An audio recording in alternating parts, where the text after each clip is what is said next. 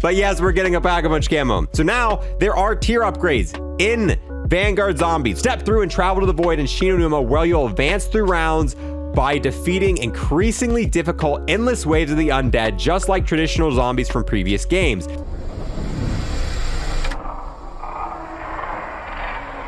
All right, and welcome back, guys. And we just got a massive blog post for Vanguard Zombies for 115 day. Unfortunately, there was really nothing about Cold War unless I completely missed it in here, but there is a massive amount of stuff coming to Vanguard Zombies tonight with this update, or early tomorrow. And yeah, we're going to be getting a Pack-a-Punch camo, and we get a look at that, and we get to see what that looks like. We also got a form of round-based coming to Vanguard Zombies. We got tier upgrades for that, and they break down everything in this and so much more. So we're going to be doing a rapid style video where we go over everything as quick as possible in this. That way you can quickly watch this video and get back in the game knowing everything that's going to be coming later today, tomorrow. And who knows, this might actually make Vanguard Zombies feel like it's in an early alpha state, because right now it feels like it's really just not ready for launch. And maybe after this update, it might be getting closer and closer to a launch ready state, which would be extremely cool. So what's to come in Vanguard Zombies? Every January 15th, our 115 day, as it's known to the fans, we traditionally take a moment to share a preview of what's to come in Zombies. As luck would have it, our next major update arrives this week in Call of Duty Vanguard, so we're honoring 115 day a little earlier than usual this year. As always, we'd like to thank everyone in the Zombies community for all the feedback and all that stuff. We've soaked up feedback the past year of Black Ops Cold War, the launch of Vanguard. The team has been hard at work. This week update delivers on that feedback plus much more. Read below for the following details. So we can see the little office area right here. Survival gameplay comes to Shi no Numa. This is essentially round based, starting at 9 p.m. January 11th, 12 a.m. January 12th. Our mid-season update brings classic survival gameplay to Shi no Numa and the new Void objective, which will also have the introduction to the new Dark Aether entity and story quest coming to Season 2. Players will first need to unlock access to Von List Office, a previously closed-off area in Stalingrad, where the narrative secrets and mysterious new portals await. So you're going to be able to play kind of a round-based like area, but it looks like you're first going to have to go to the... Okay. But yeah, it's kind of cool. It's nothing really groundbreaking. I mean, it's a section of Shi no Numa. It's nothing... Like, it's cool, but honestly, it's really not going to make Vanguard Zombies much better. And I've been saying this since launch.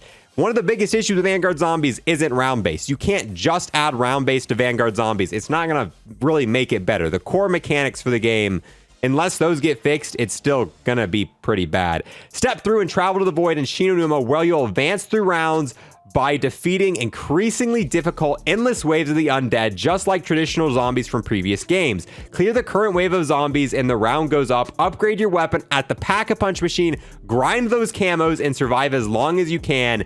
You know the drill.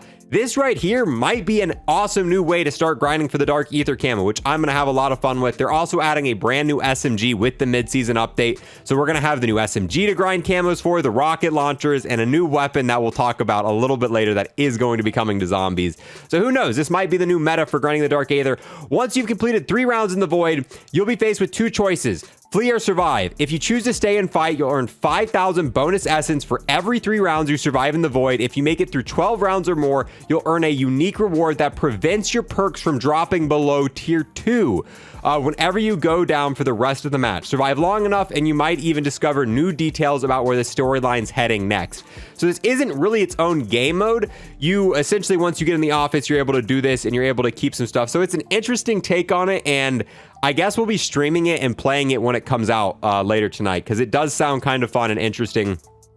Once the portal to the void has been opened, it will never close during your match. When you're ready to head back to Stalingrad to upgrade your perks and covenants, you can leave after surviving 3 rounds and return at any time.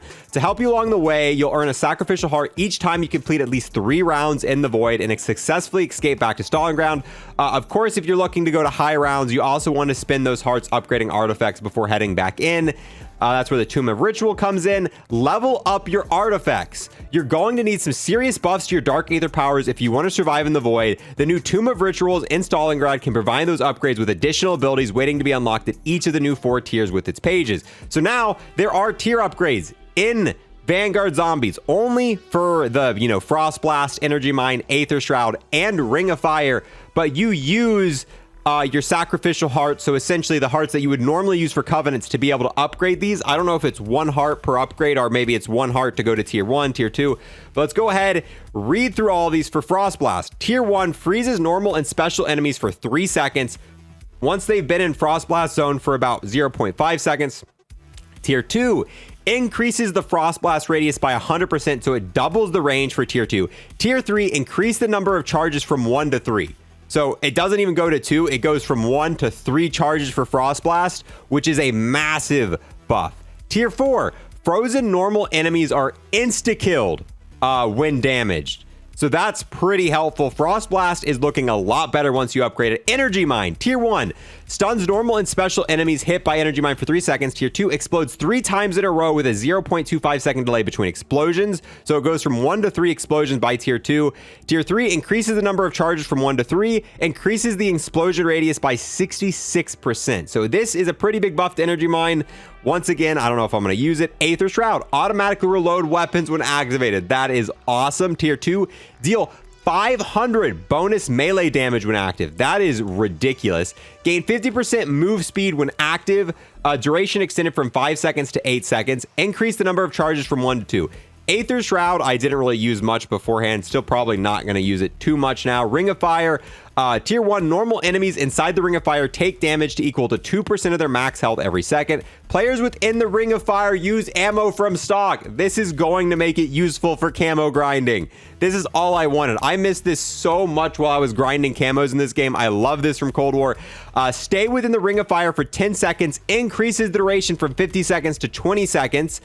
Staying within the ring for 10 seconds increases your damage bonus from 50% to 75%. Ring of Fire might actually be pretty freaking helpful now for grinding camos. Honestly, the only thing I care about is players within the ring use ammo from stock. That is going to be so helpful for grinding camos, especially for some of the more ridiculous weapons like, you know, rocket launchers and stuff like that. Oh, rocket launchers are going to be so nice to grind. So we'll be trying these out. Maybe, I'm not going to promise anything. Maybe we'll do testing videos if I'm interested enough. Maybe we'll do a Frost Blast tier 4 review, an Energy Mine tier 4 review, Aether Shroud tier 4 review. If you guys want to see that, let me know and we'll cover them.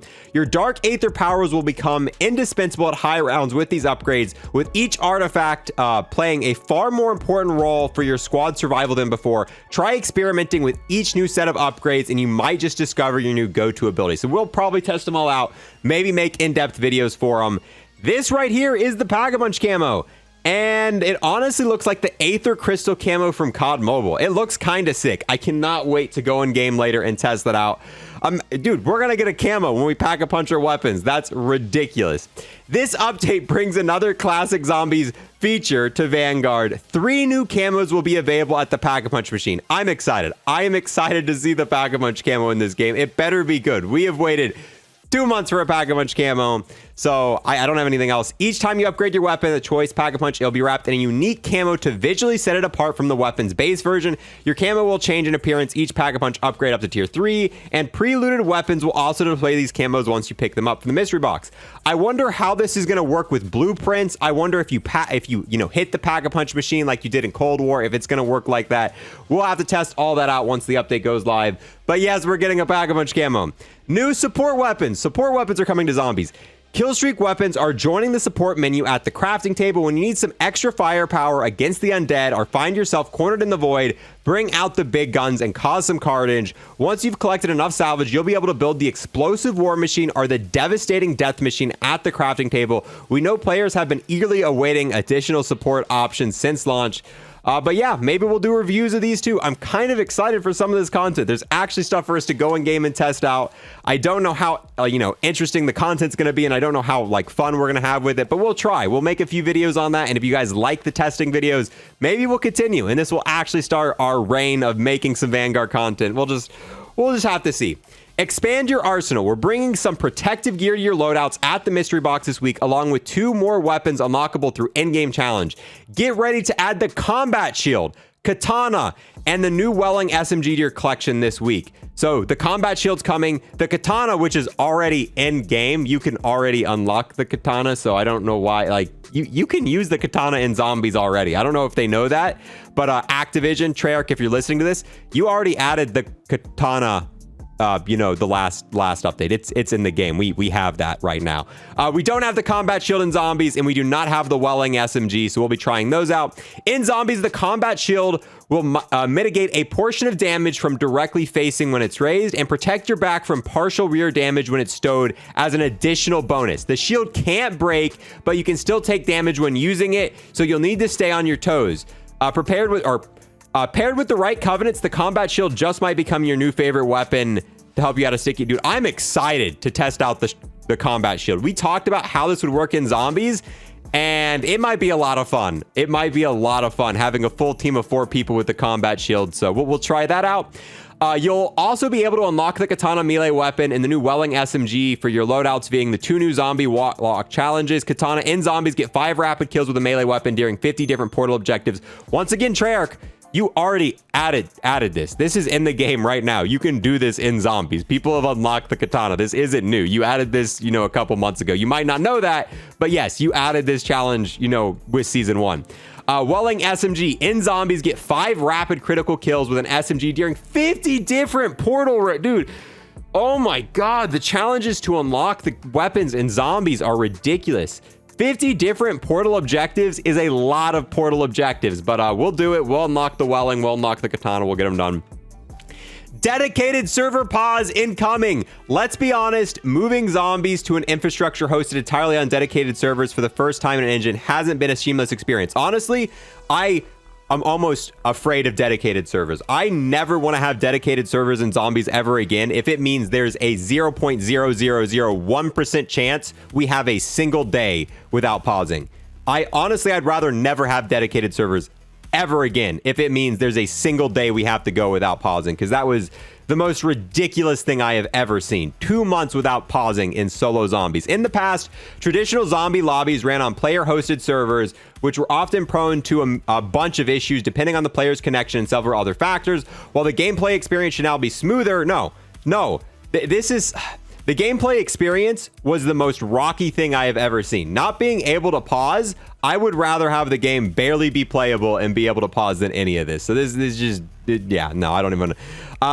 Like all of you, we want a dedicated server pause for solo players to be introduced sooner, and the amount of work required to get it right, frankly, took longer than we would have liked. Thanks for your patience. Okay, I don't even want to read about the server pause. Let's not talk about it. We're gonna be able to pause soon, but that's the most ridiculous thing I've seen. Looking ahead, if you've been paying attention to the narrative intel, the Dark Aether entities for Season 1, you might have an idea we're headed in Season 2. In addition to a new hub map located elsewhere on the globe, we'll be taking player to multiple arenas, including the Dark Aether itself, in a completely original location crafted for Vanguard Zombies.